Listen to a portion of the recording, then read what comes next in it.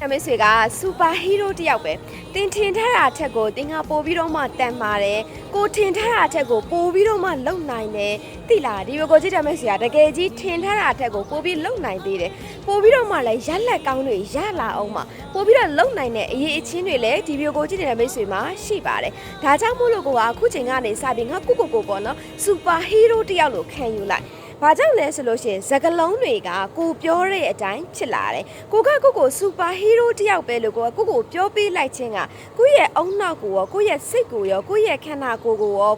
ပေါ့နော်သူကတန်မာသွားစေတဲ့အရာတွေကိုလှုပ်ဖြစ်သွားအောင်လို့ train ပေးလိုက်တာ ਨੇ အတူတူပဲတကယ်ပဲစူပါဟီးရိုးတယောက်လို့ပြောလိုက်ခြင်းအဖြစ်ကိုယ့်ရဲ့ခန္ဓာကိုယ်ထဲမှာကိုယ့်ရဲ့စိတ်ကိုရောနှုတ်ရောစိတ်ရောအဲ့ဒီအရာတွေအားလုံးကအမိတ်ပေးလိုက်တာ ਨੇ အတူတူပဲနင်ဒီလိုလူတယောက်ဖြစ်လိုက်စမ်းပါနင်ဒီလိုပြော့ညံ့မနေနဲ့နင်ဒီလိုအတွေးခေါ်တွေဖြစ်လာအောင်လို့တွေးခေါ်လိုက်စမ်းပါလို့ကိုယ့်ရဲ့ကိုစိတ်ကိုပြောပေးလိုက်တာ ਨੇ အတူတူပဲဒါကြောင့်မို့လို့ဇက်ကလုံးတွေဒီအရန်ရေးကြည့်တယ်ဒါကြောင့်ကိုအမြဲတမ်းပြောပေးပါ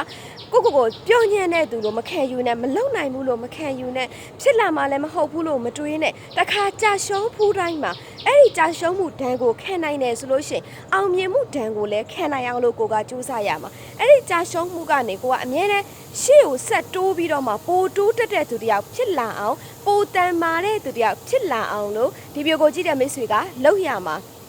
ဒါကြောင့်အခုချိန်မှာကိုယ့်ရဲ့ဘဝမှာဘယ်နှခါပဲကြာရှုံးခဲ့ပါစေအဲ့ဒီကြာရှုံးမှုဒဏ်တွေကိုကိုကခံနိုင်ခဲ့ပြီးသွားပြီဖြစ်တဲ့ကြောင့်အောင်မြင်မှုဒဏ်ကိုခံနိုင်အောင်ငါလုပ်မယ်အရင်ပိုးများကြော်ရပြီအရင်ရှိတဲ့ဒဏ်ကိုငါခံနိုင်အောင်လုပ်မယ်ဆိုပြီးတော့မှ